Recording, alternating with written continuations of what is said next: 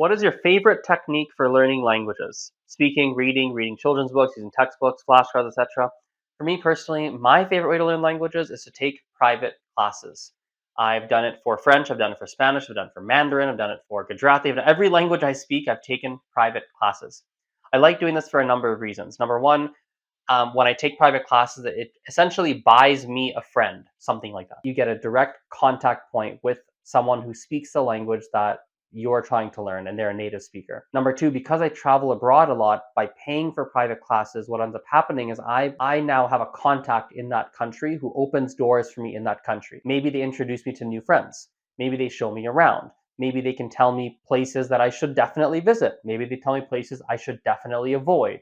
They can tell me local hangouts that I didn't know existed. For private classes as well, I like that because I get lots of conversation practice and lots of practice with interaction. I find private instructors in a few different places. So for example, I might find someone locally. I might find someone on italki.com. Sometimes there's other random websites I've used before too. When I travel abroad, I might Google different companies that exist in the country that I'm going to be visiting. But long story short, for me, my personal favorite method would be taking private lessons. What are the biggest wastes of time when trying to learn a new language? This might be a little controversial, but I'm going to say using Duolingo, the app. I know so many people use Duolingo and you'll say, no, it can't be a waste of time. That's what I do. I know. And for a lot of people, it does work. But for a lot of people, it really doesn't. What often will happen to people when they're using Duolingo is they're going through the app and they think they're getting better because their streak is getting higher or they're getting points or they're moving through the curriculum. It doesn't have a great correlation to actual speaking ability or actual ability to interact with native speakers or understand what they say to you.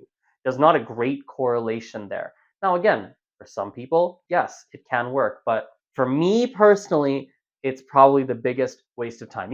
I was watching a video. I wish I remember whose video it was, but they're talking about, I think it was Ikena, but I could be wrong. The individual is talking about having a soft landing resource.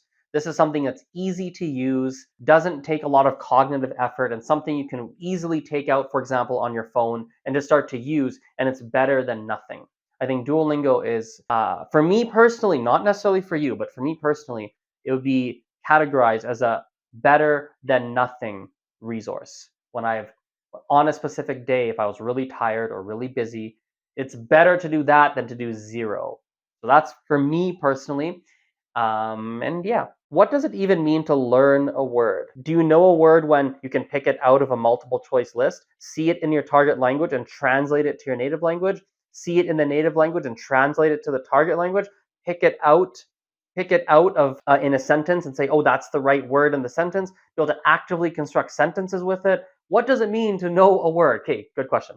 So I like to categorize this in two separate categories, and that's not just me. I think that there are two categories to separate this into. Category one would be, is it in your active vocabulary? If it's in your active vocabulary, this means that you can speak with it, meaning you use it in your day-to-day. It also means that you'd be able to write with it, meaning if you're texting someone, if you're writing an essay, you're writing something, whatever it is, right? You can speak with it and you can actually write with it. So that would mean it's in your active vocabulary. Now, passive vocabulary is a little bit different. Passive would mean that maybe it's hard for you to really use it when you're speaking, writing, but if someone were to use the word with you and they were to say it to you, or if you were to read it, you'd understand it and you'd understand the sentence. You wouldn't have any issues. So I think there's two categories, passive and active. Now, fun fact for you to know is everyone's passive vocabulary, even in your first language, is way higher than your active vocabulary. In other words, the words you actually use on a day-to-day basis, there aren't really that many. I don't know what the number is, but there aren't that many. But you can understand way more words than you actually use on a day-to-day basis. And in fact, one difference I would say between someone who has an intermediate level, they're conversational in another language, and seemingly they're fluent when you talk to them. One difference between that person and a native speaker is the intermediate level person is using all the words they're using is all the words they know. So they might know 1,200 words and they really use many of those 1,200 words. Maybe they use 600 of them, 700 of them, 800 of them, and the rest are passive, fair enough. But a native speaker, maybe they know like 50,000 words. I don't know what the number actually is. There is some data on that. I don't know. But let's say it's 50,000, but they only use 2,000 of them. But they know so many more.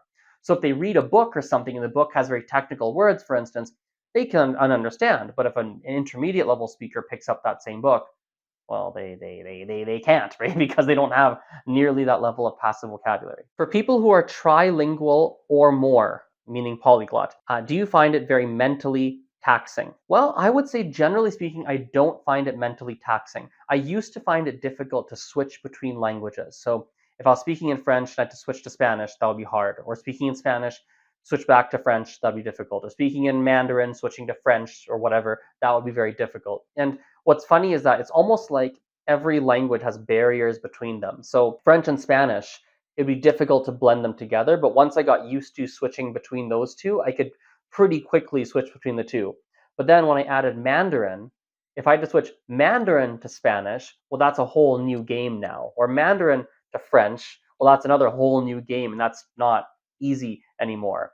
And then when I learned Gujarati, it's like, okay, I can switch Mandarin, Spanish, Mandarin, French, French, Mandarin, French, Spanish, Spanish, Mandarin, Mandarin, Spanish. But now Gujarati Mandarin, oh God, no, that can't happen now. Like, so it's not mentally taxing. With practice, switching between them is not too bad.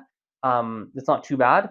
But when you add a new language into the mix, like switching, but that new language has its own set of barriers that makes it difficult to switch in with the other languages you know rather. So no, it's not necessarily mentally taxing, but switching between them takes practice. Is it worth learning another language simply because it's your partner's native language? Yeah, sure, if you want to, I guess.